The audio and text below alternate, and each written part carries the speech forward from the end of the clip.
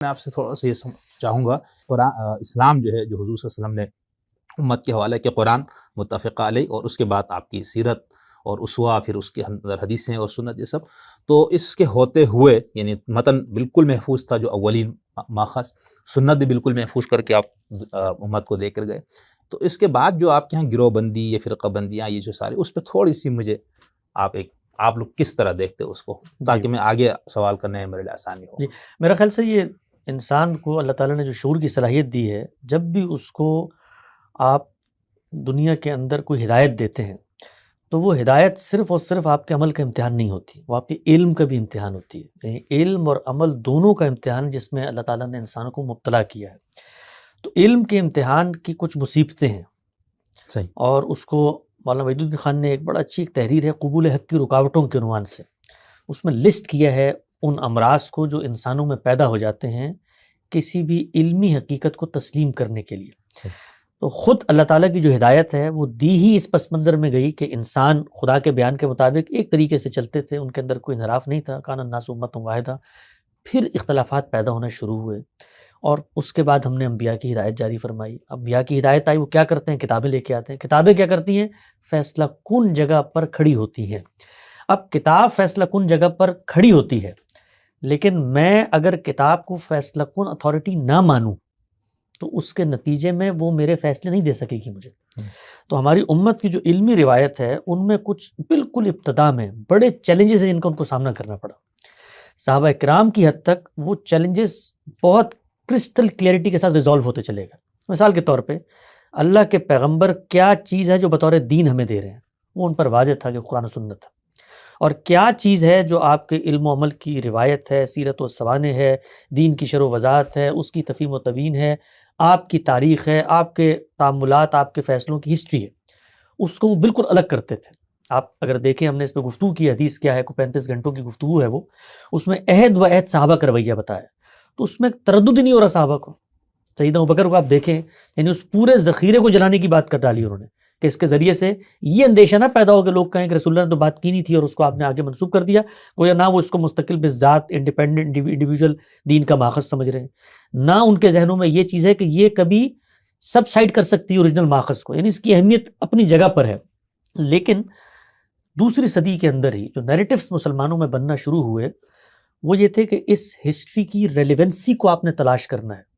اور یہ بڑا فطری کام تھا، اس لیے کہ میں آج بیٹھا ہوں، غامدی صاحب کی کسی بات کی وضاحت کرتا ہوں تو جو پہلا کام آپ کریں گے وہ یہ کہ ان کی اصولوں کی روشنی میں میرے بات کی ریلیونسی، تعلق قائم کریں گے کہ بھائی یہ بات حسن صاحب ان کے کس اصول کے اطلاق میں کہہ رہے ہیں. تو امت میں یہ کام شروع ہوا. یہ وہ جگہ ہے کہ جہاں سے پوری امت کی علمی روایت ایک رخ لیتی ہے اور اس کے بعد ایک عمارت ہے جو اسی پر تعمیر ہونا شروع ہو جاتی ہے. وہ یہ تھا کہ خبر واحد کے بارے میں آپ نے یہ ماننا ہے اصولی طور پر کہ تعویل اگر ہوگی تو اس کی ہوگی، قرآن و سنت کی تعویل نہیں ہو سکتی. حکم ہے قرآن مجید اس کے اوپر. تو آپ اگر یہ دیکھیں تو خود مکتب فراہی نے جو کام کیا اس کی روشنی میں جب آپ اس پوری کی پوری مذہبی روایت کا جائزہ لیتے ہیں تو کچھ چیزیں نمایاں ہو کے سامنے آنا شروع ہو جاتی ہیں. یہ کیوں نہیں کر سکے وہ لوگ؟ یعنی سوال پیدا ہوتا ہے نا کہ یہ چیز کیوں نہیں ہو سکی. اس کی جو وجہ مجھے بطور طالب علم کے سمجھ میں آتی ہے وہ یہ ہے کہ قرآن مجید سے کسی چیز کو اخذ کرنا یہ خود بڑی ریاضت اور علمی امتحان ہے جس میں اللہ تعالیٰ اہل علم کو ڈالتے ہیں. تو وہ اپنا خراج چاہتا ہے آپ سے، وہ ایک انوالومنٹ چاہتا ہے اور اس میں کچھ فطری مسلمات ہیں. زبان میں آیا تو اس عہد کی زبان کو دیکھنا ہے، اس کے اندر جینا ہے، یہ نظریہ لے کر اس کے پاس جانا ہے کہ یہ فیصلہ کرنے کی جگہ پر کھڑا ہوگا اور پھر آپ اس پہ غور و فکر کرتے ہیں ان یونیورسل پرنسپلس کی روشنی میں. تو ابتدا میں جو لوگ اس طرف متوجہ ہوئے وہ لوگ قرآن مجید اور زبان و بیان ان کو اصلاً وہ حیثیت دینے پر آمادہ نہیں تھے. ان کے لیے دین ایک خبر کے طور پر آیا تھا، ایک تہذیبی روایت، ایک معاشرت خارج میں کھڑی ہوئی تھی، صحابہ اکرام کی اولادیں ہیں، وہ اس خبر کو آگے منتقل کر رہی ہیں، اسی میں وہ ہسٹری بھی بیان کر رہی ہیں. تو اس میں یہ بڑی ہمت کی بات ہوتی ہے کہ آپ اس دوسری تیسری نسل کو جنہوں نے مطلب اس پیغمبر کو دیکھا ہے ان کے سامنے اس ہسٹری کو چیلنج کرنے کی پوزیشن میں آ جائے. فطری طور پہ بڑا نام، مثلا میں ابھی غامدی صاحب کے متعلق کوئی بات کہوں تو آپ اس پوزیشن میں نہیں ہوں گے کہ آپ مجھے نگیٹ کر سکیں کیونکہ میرا تو وقت گزرا ہے، تو ان سب لوگوں کا بھی وقت گزرا ہے، ان کے بھی حلقے بن رہے ہیں. تو مجھے لگتا ہے کہ امام شافعی نے جو فیصلہ کیا ہے خبر واحد کے بارے میں کہ قرآن مجید کی شرح و وضاحت اور بیان کی جگہ پر اس کو رکھنا ہے، اور بیان میں جو چیز وہاں نہیں ہے اس میں کوئی تخصیص ہوتی ہے، تحدید ہوتی ہے، تقیید ہوتی ہے، اضافہ ہوتا ہے، تبدیلی ہوتی ہے، نسخ ہوتا ہے، وہ سب کچھ شارع کے ہاتھ میں ہے، پیغمبر کے ہاتھ میں ہے. اور پیغمبر کی جو روایتیں ہیں اگر وہ اس کا وہ بیان کر رہی ہیں جو بادی النظر میں ہمیں نظر نہیں آ رہا، تو پھر ہم اس میں اپنے فہم کو ایڈجسٹ کریں گے اور یہی کہیں گے کہ شاید قرآن مجید کو ہم سمجھ نہیں سکے، یا قرآن مجید کے جو عام کے اندر تخصیص ہونی تھی وہ شرح و وضاحت سے ہو جاتی ہے. تو گویا انہوں نے جو انسانی فہم اور عقل کی کیوریوسٹی تھی اس کا خاتمہ کر دی. تو اب اس سے آغاز ہوا ہے، پھر اسی کو لے کر آگے مختلف منہاج چلے ہیں. خود آپ دیکھیے کہ حنفی جو روایت ہے وہ اگرچہ اصول میں اس کو تسلیم کرنے پر آمادہ نہیں ہے نا، کیونکہ انسانی عقل نہیں مانتی. یعنی میں آپ کے سامنے غالب کا ایک شعر پڑھوں اور اس کی ایک شرح کروں، وہ شرح کو شعر کے اندر پایا جانا چاہیے، کیونکہ وہ شرح و وضاحت بن ہی نہیں سکتی جب تک وہ اس جگہ پہ موجود نہیں ہے. تو شرح و وضاحت بنتی ہی تب ہے جب وہ اصل کلام اس کو قبول کرتا ہے، یعنی اس کلام کے عقلی لسانی مضمرات ہوں گے، اس کو میں کھول دوں گا. تو یہ اصول عقل میں باور نہیں ہوتا. تو پھر اس میں ایڈجسٹمنٹ کا ایک رویہ ہے جو امت کی علمی تاریخ نظر آتا ہے. مثلا حنفی فقہ جو ہے وہ اس میں شرط لگاتی ہے کہ نہیں، اس کو خبر مشہور ہونا چاہیے، یعنی صرف خبر واحد نہیں، خبر مشہور ہو، گویا جو بات بیان کی جا رہی ہے وہ اپنی ایک حیثیت عرفی رکھتی ہو، تو اس کی بنیاد پر ہم ان چیزوں کے اندر چلیں، پھر اس کو شامل کر لیں گے جو اپنے اندر یہ خدشہ رکھتی تھی کہ ان کی تعمیم ہو سکتی ہے. تو اس طرح سے ایڈجسٹمنٹ کے سلاسل پیدا ہوئے. ان میں پھر کچھ چیزیں پرنسپلز میں ڈھل گئیں جس کو ہم سب بیان کرتے ہیں، بھئی سلفی منہاج ہے، یہ صوفیانہ منہاج ہے، یہ فقہی منہاج ہے. کچھ چیزیں ہیں جنہوں نے گمراہی کی بنیادیں رکھی.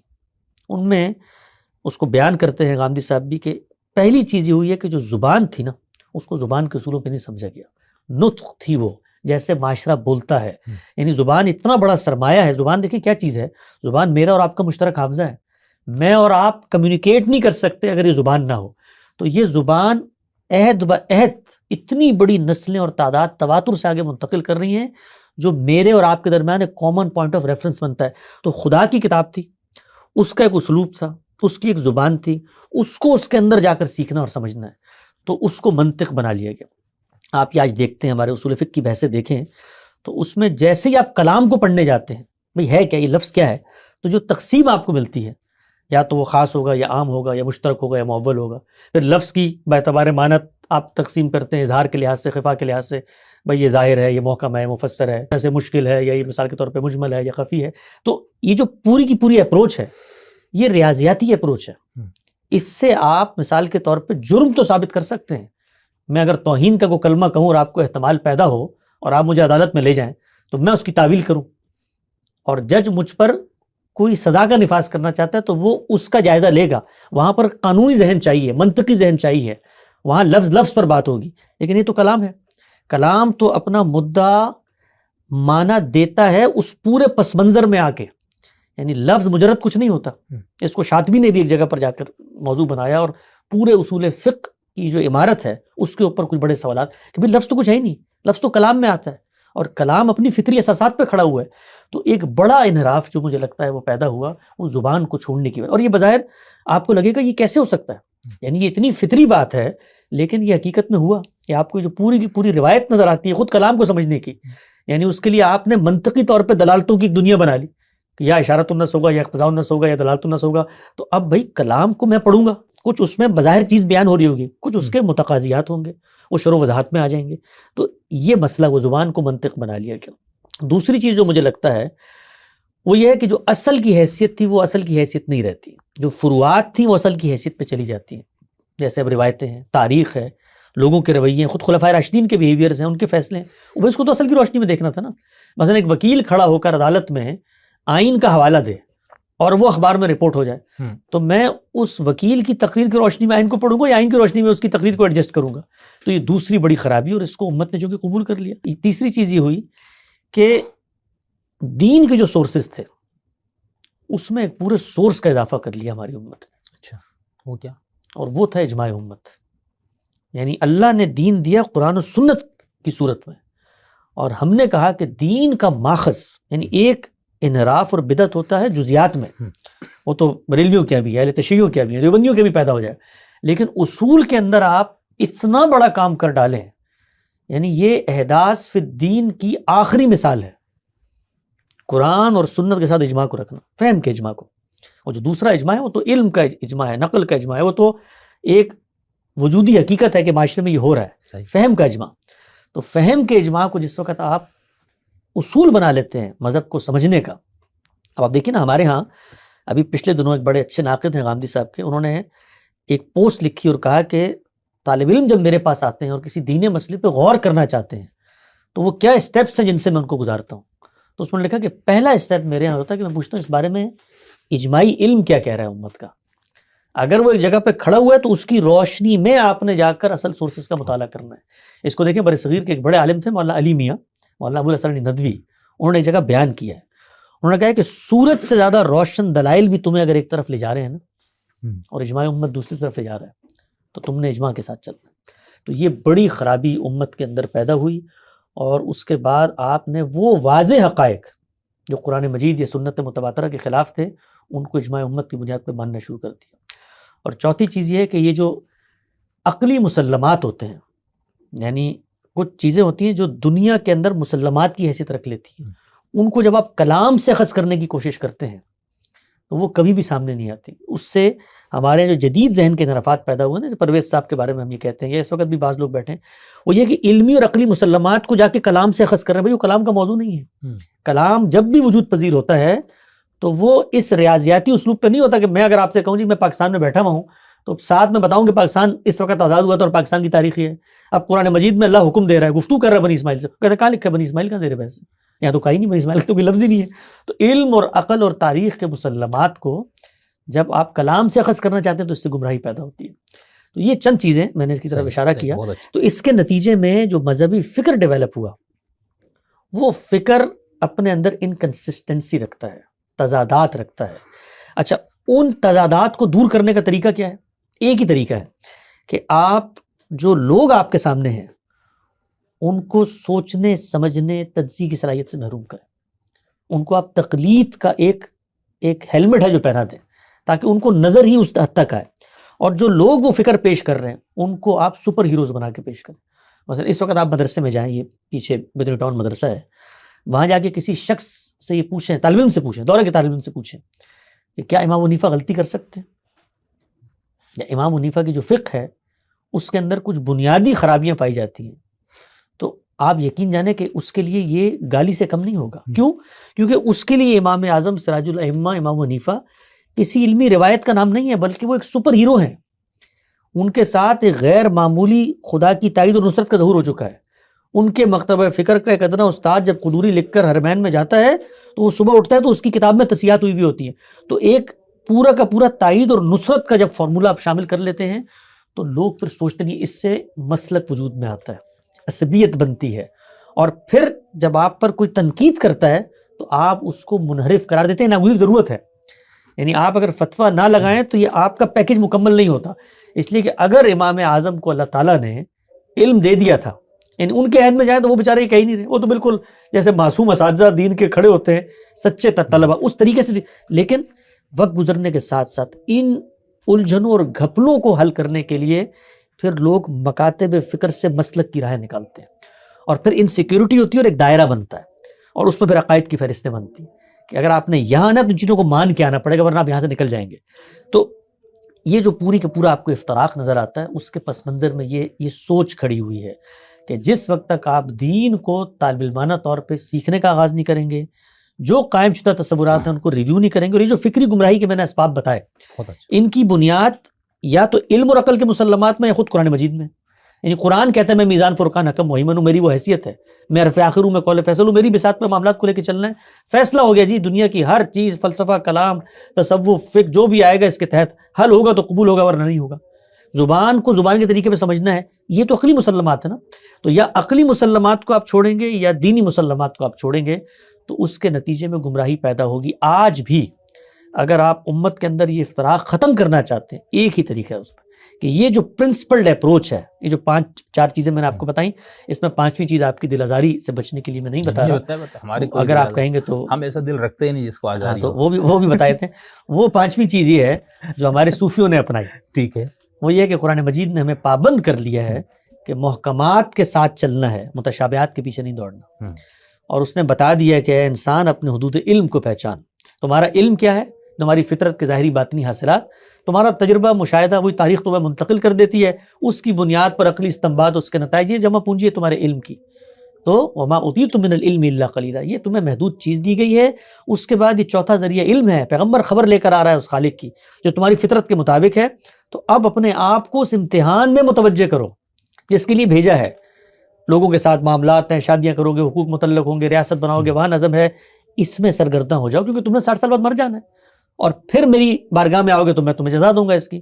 لیکن انسان خود قرآن مجید میں اللہ تعالیٰ کہتا ہے کہ یہ متشابہات، تمہارا علم چونکہ محدود ہے تو میری مجبوری ہے کہ میں تمہیں مثال سے سمجھاؤں. مطلب میں تو سمجھانے کو سمجھا سکتا ہوں، لیکن تمہارا کینوس چھوٹا ہے، ریسیور نہیں ہے. تو وہ ریسیور کی ایک تجلی جب دکھائی تو وہ تو پیغمبر گئے تو طور جو ہے وہ کیا ہو گیا، خاک ہو گیا. تو اس وقت اللہ کا دین یہ کہتا ہے کہ اگر تمہارے دلوں میں زیغ ہے، تیڑ ہے، کجی ہے، تو متشابہات کے پیچھے بھاگو گے. تو میں کیا ہوں؟ لیس کمثلہ شیء، یعنی تم جان ہی نہیں سکتے، اس لیے کہ تم تو مثالوں سے علم حاصل کرتے ہو. تمہارے پاس تو حقائق ہوتے ہیں، ان پر مستنبط کرتے ہو چیزوں کو. تو ان جگہوں پہ مت جانا، یہ حقیقی مشاہدے کی تلاش مت نکالنا، یہ میری ذات کی گتھیاں مت سلجھانا، یہ کائنات میں میرے احکام اور اوامر کا ظہور کیسے ہوا اس میں مت جانا. مت بتانا لوگوں کو کہ ذات بات نے تعینات کو قبول کیا تو پھر کائنات کے اندر اس کی تقسیم ہو گئی. یہ مت بتانا لوگوں کو، یہ وحدت الوجود، اس چکر میں مت جانا، شیطان کی راہیں ہیں، اس سے پیچھے ہٹ جاؤ اور اس جگہ پر کھڑے ہو جو پیغمبر نے تمہیں دی ہے، اس کے صحابہ جہاں پر کھڑے تھے. تو یہ 5ویں گمراہی ہے. صحیح. تو ان افتراقات کو آپ نے ختم کرنا ہے، ان اختلافات کو مٹانا ہے. تو امت کو پہلے ان 5 چیزوں پر آمادہ کرنا ہوگا، اس کے بعد وہ تعبیر کرے. اس کے بعد اپلیکیشن کا اختلاف ہوگا، وہ غامدی صاحب میں بھی ہے، وہ اسلائی صاحب میں بھی ہے، جو ان 5 اصولوں کو مانتے ہیں، وہ فرائی صاحب میں بھی ہے. اس سے کبھی اختلاف کے نتیجے میں افتراق نہیں پیدا، کبھی فتویٰ نہیں دیں گے. مثلا آپ کو لگتا ہے غامدی صاحب اسلائی صاحب کے بارے میں فتویٰ دیں کہ بھائی انہوں نے تو مثلا ہو نہیں سکتا نا، اس لیے کہ آپ کا جو بھی اختلاف ہے وہ ان پرنسپلز کو مان کے ہے. تو یہ واحد رستہ ہے اگر آپ امت کے اندر اتحاد پیدا کرنا، ان کو ان پرنسپل، اختلاف پھر بھی ہوگا، مکاتب فکر پھر بھی بنیں گے، روایات پھر بھی سامنے ہوں گی، تفسیروں کے اندر متنوع پہلو بھی سامنے آئیں گے، لیکن آپ ایک دوسرے کے گریبان پہ نہیں جائیں گے، ایک دوسرے کے خون کے پیاسے نہیں ہوں گے، ایک دوسرے پہ فتوے نہیں لگائیں گے. یہ آپ کی مجبوری ہوتی ہے یہ سب کام کرنا، اس لیے کہ یہ نہیں کریں گے تو آپ کا مسئلہ چھوڑ کے لوگ بھاگ جائیں گے. بہت اچھا بتایا صاحب. لیکن اس میں ایک چیز واضح ہوئی کہ آپ لوگوں کے خیال میں پوری امت جو ہے، ہم تو سمجھ رہے تھے صرف ایک طبقہ گمراہ ہے، لیکن آپ نے تو جو جس انداز پہ تو سارے ہی گمراہ ہو رہے ہیں. یہ کیا مسئلہ ہے؟ دیکھیے، اگر تو اللہ کی کتاب کو محور و مرکز بنا کے ہم اس نتیجے پر پہنچتے ہیں کہ امت کے جتنے منہاج موجود ہیں انہوں نے فکری گمراہی کے ان اسباب کو اخذ کیا ہے، ان کی رہنمائی میں اپنے مکاتب فکر کو تشکیل دیا ہے، تو ایک بندہ مومن کے لیے اس سے بڑا اعزاز کوئی نہیں ہو سکتا کہ وہ پوری دنیا کے اندر اگر کوئی افکار و نظریات ایسے ہیں تو ان کے اوپر یہ تبصرہ کرے. یہ اس کی دیانت اور صداقت کا اظہار ہے. اگر کسی مکتب فکر میں یہ بات نہیں پائی جاتی اور وہ ان اصولوں پر اتفاق کرتا ہے تو ان کو آ کر یہ کہنا چاہیے کہ ہمارے لیے گالی ہے، ہم تو اس کو درست نہیں سمجھتے. تو یہ جو 5 گمراہیاں ہیں، یہ نہیں ہے کہ 5 کی 5 کسی ایک میں پائی جاتی ہیں، یہ مختلف پہلوؤں سے اپنا ظہور کرتی ہیں اور مختلف وقتوں میں ظہور کرتی ہیں. یہ اس وقت جو آپ کو بڑے افکار نظریات مثلا حنفی فقہ نظر آتی ہے.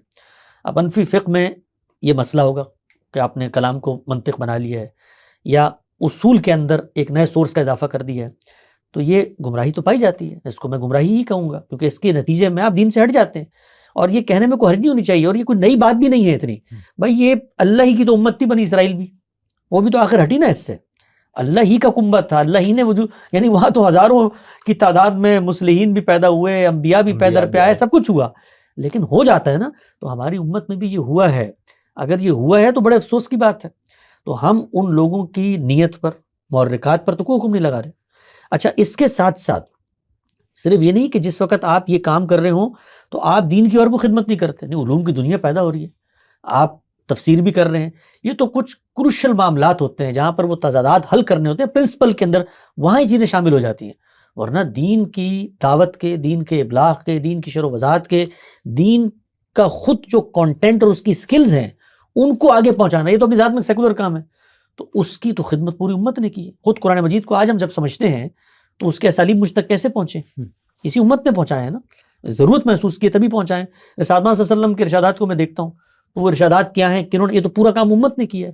تو وہ امت یہ فکری گمراہی کے اسباب ہونے کے باوجود وہ مائنس نہیں ہو جاتی. انہی کے کندھے پر کھڑے ہو کر ہم یہ جرت کرتے ہیں کہ قرآن مجید کی روشنی میں ان کے افکار کا تجزیہ کریں. تو یہ کوئی حکم نہیں ہے، یہ کوئی فتویٰ نہیں ہے، یہ ایک دعوت فکر ہے کہ اگر ان 5 چیزوں پر آپ کو اتفاق ہے تو آؤ ہم اپنے کام کو ریویو کرتے ہیں، اور ہم خود کرتے ہیں اپنے کام کو انہی بنیادوں پہ ریویو. اگر ہم میں غلطی ہے تو ہمیں بتاؤ.